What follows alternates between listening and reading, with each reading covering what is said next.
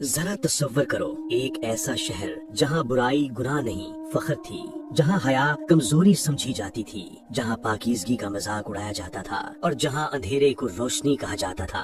ایک ایسا شہر جہاں فرشتے بھی انسان بن کر اترے اور ایک نبی بے بسی سے کہہ اٹھا، کاش میرے پاس تمہارے مقابلے کی طاقت ہوتی۔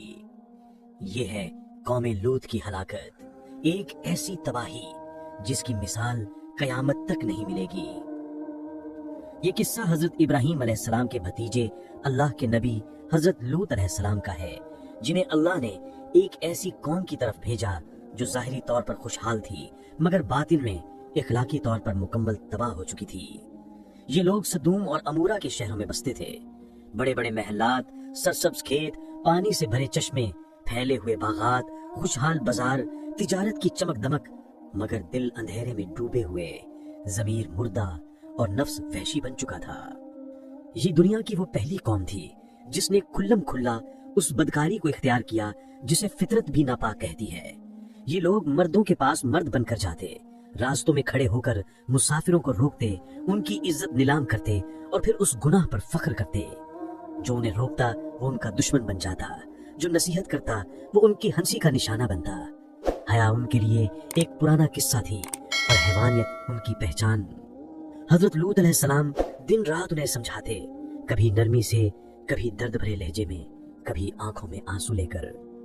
وہ بازاروں میں کھڑے ہو کر پکارتے، گلیوں میں جا کر آواز دیتے، دروازوں پر جا کر دستک دیتے۔ وہ کہتے، اے میری قوم، اللہ سے ڈرو، اس فحاشی کو چھوڑ دو۔ یہ وہ بدکاری ہے جو تم سے پہلے کسی قوم نے نہیں کی۔ تم اپنی بیویوں کو چھوڑ کر مردوں کے پیچھے کیوں جا رہے ہو؟ کیا تم اپنی عقل کھو بیٹھے ہو؟ کیا تمہیں اپنے انجام کا خوف نہیں؟ مگر جواب میں کہہ کے گونجتے، تحقیر بھری نظریں اٹھتی۔ کوئی کہتا، لوط ہمیں پاک بننے کا طریقہ سکھانے آیا ہے۔ کوئی کہتا، یہ بہت نیک بن گیا ہے۔ کوئی کہتا، اگر اتنا ہی نیک ہے تو ہمارے شہر سے نکل جائے۔ پھر آخرکار وہ جملہ کہا گیا جو ان کی بربادی کی آخری مہر بن گیا، لوط اور اس کے گھر والوں کو اپنے شہر سے نکال دو، یہ لوگ بہت باک باز بنتے ہیں۔ یہ صرف ایک نعرہ نہیں تھا، یہ ایک اعلان تھا کہ اب اس شہر میں نیکی کے لیے کوئی جگہ باقی نہیں رہی۔ یہ فیصلہ تھا کہ اب حق کو مکمل طور پر دیوار سے لگا دیا جائے۔ حضرت لوط علیہ السلام کا دل ٹوٹ جاتا تھا۔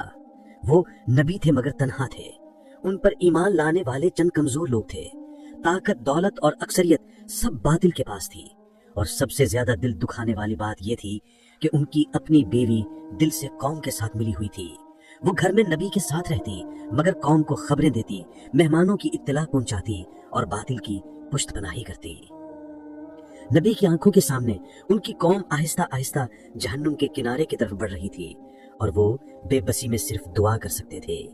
ان کے لبوں پر اکثر یہ دعا ہوتی، اے میرے رب، تو ہی ان کے دلوں کو ہدایت دے ورنہ یہ مکمل تباہ ہو جائیں گے۔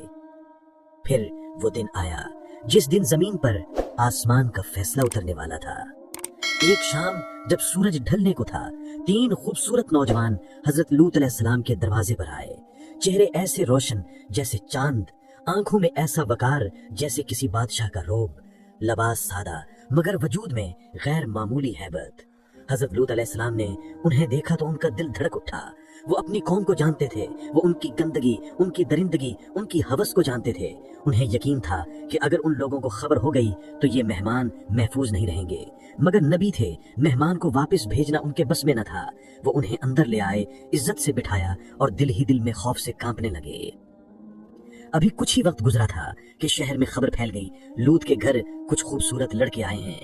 یہ خبر آگ کی طرح پھیلی، گلیوں میں سرگوشیاں شروع ہوئیں، دروازے کھلنے بند ہونے لگے، قدموں کی آہٹیں بڑھنے لگیں، اور پھر وہ لمحہ آ گیا جس سے نبی ڈر رہے تھے۔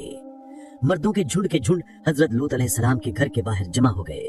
دروازے پر زور زور سے دستک ہونے لگی، شور بڑھتا گیا، آوازیں وحشت میں بدلنے لگیں۔ کسی کی آنکھوں میں شرم نہ تھی، کسی کے چہرے پر خوف نہ تھا، صرف ہوس، صرف درندگی، صرف اندھا پن۔ حضرت لوط علیہ السلام کانپتے ہوئے دروازے پر کھڑے ہوئے۔ وہ جانتے تھے کہ ان کے سامنے کون لوگ کھڑے ہیں، مگر پھر بھی انہوں نے آخری کوشش کی۔ وہ بولے، اے میری قوم، اللہ سے ڈرو، یہ میرے مہمان ہیں، ان کی بے حرمتی نہ کرو، کچھ تو انسانیت باقی رکھو۔ کیا تمہیں اپنے انجام کا خوف نہیں؟ मगर जवाब में एक शोर उठा। किसी ने कहा, क्या हमने तुझे मना नहीं किया था कि हमारे मामलात में दखल ना दे? किसी ने कहा, हमें तेरे मेहमानों की कोई परवाह नहीं। किसी ने कहा, हमें वो दे दे जिनके लिए हम आए हैं, वरना हम दरवाजा तोड़ देंगे। हज़रत लूत अलैहिस्सलाम की आवाज लरजने लगी। उन्होंने कहा, ये मेरी बेटियां मौजूद हैं, अगर तुम्हें ख्वाहिश है तो अल्लाह के हलाल तरीके से निकाह कर लो, मगर इस गुनाह की तरफ मत जाओ। मगर ये बात उनके कानों तक पहुंची ही नहीं। उनके दिल मोहर हो चुके थे, उनकी रूहें मर चुकी थीं। इसी बेबसी के आलम में हजरत लूत अलैहिस्सलाम के मुंह से वो अल्फाज निकले जो कयामत तक एक नबी की सबसे बड़ी फरियाद बन गए। काश मेरे पास तुम्हारे मुकाबले की ताकत होती, या मैं किसी मजबूत सहारे की पनाह ले सकता। इसी लम्हे वो 3 नौजवान आगे बढ़े जिन्हें अब तक हजरत लूत अलैहिस्सलाम मेहमान समझ रहे थे। उनकी आवाज में अजीब सुकून था। उन्होंने कहा, ए लूत, तुम खौफ न करो, हम इंसान नहीं हैं, हम अल्लाह के भेजे हुए फरिश्ते हैं, ये लोग तुम्हारा कुछ नहीं बिगाड़ सकते। फिर उनमें से एक फरिश्ते ने दरवाजे के बाहर मौजूद हुजूम की तरफ इशारा किया। अगले लम्हे एक ऐसी चीख सुनाई दी जिसमें खौफ, दर्द और अंधापन सब इकट्ठा था। वो सब के सब अंधे हो चुके थे।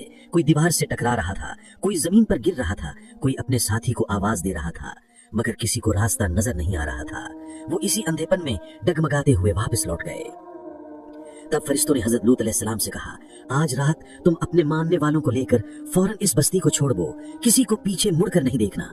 तुम पर अल्लाह का हुक्म है कि सुबह होने से पहले इस शहर से दूर निकल जाओ, और तुम्हारी बीवी तुम्हारे साथ नहीं जाएगी, इसलिए कि उसका दिल तुम्हारे साथ नहीं बल्कि कौम के साथ है।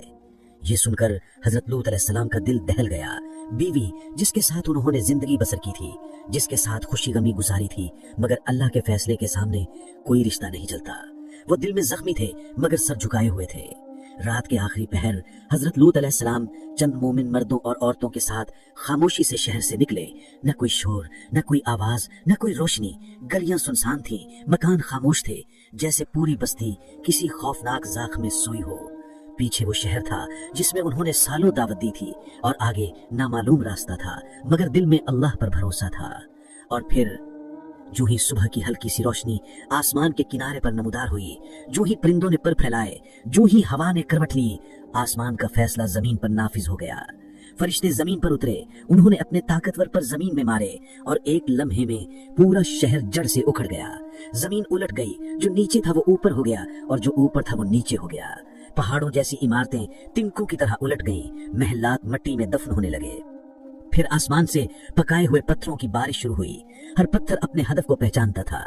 कोई छुप ना सका, कोई बच ना सका, कोई भाग ना सका। चीखें लम्हों में खामोश हो गई, कहके राख बन गए, फख्र मिट्टी में मिल गया, ताकत बेमानी हो गई। और हजरत लूत अलैहिस्सलाम की बीवी वो पीछे मुड़ी। उसके दिल में तौबा नहीं थी बल्कि हसरत थी कि उसकी कौम तबाह हो रही है। वो एक लम्हा रुकी, एक लम्हा पीछे देखा, और उसी लम्हे आसमान से एक पत्थर आया, और वो भी उसी अंजाम का हिस्सा बन गई जिसके साथ उसकी वफादारी थी। जब सूरज पूरी तरह निकला तो जमीन पर कोई शहर बाकी नहीं था, ना बाजार, ना मोहल्लात, ना लोग, ना आवाजें। बस जली हुई जमीन थी, नमक ज़दा मैदान थे, और एक खामोश वीरानी थी जो कयामत तक गवाही देती रहेगी। हजरत लूत अलैहिस्सलाम दूर एक पहाड़ी पर खड़े ये मंजर देख रहे थे। उनकी आंखों में आंसू थे, दिल में दर्द था, होठों पर दुआ थी। उन्होंने आहिस्ता आवाज में कहा, ऐ मेरे रब, मैंने तेरा पैगाम पहुंचा दिया, अब ये तेरी अदालत का फैसला था। ये किस्सा सिर्फ एक पुरानी कौम का नहीं है, ये हर उस दौर के लिए है जहाँ गुनाह को नॉर्मल बना दिया जाए, जहाँ हया को पुराना ख्याल कहा जाए, जहाँ हक बोलने वाला अकेला खड़ा हो, और जहाँ बातिल अक्सरियत और ताकत के साथ आ खड़ा हो। कौम लूत को दुश्मन ने नहीं मारा, उन्हें कुदरती आफात ने यूं ही नहीं दबोया, उन्हें किसी फौज ने शिकस्त नहीं दी, उन्हें उनके अपने अमाल ने बर्बाद किया।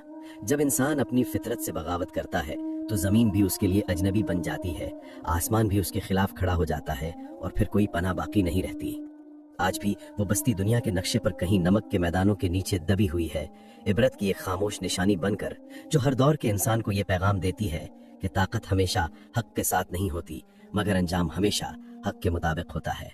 ये सिर्फ एक कहानी नहीं है, ये एक आईना है जिसमें हर दौर का इंसान अपना अंजाम देख सकता है। अगर इस आईने में देखकर भी कोई न बदले तो कसूर कहानी का नहीं, इंसान का है। और अगर कोई इस किस्से से सबक ले ले तो यही उसकी कामयाबी है, यही उसकी नजात है।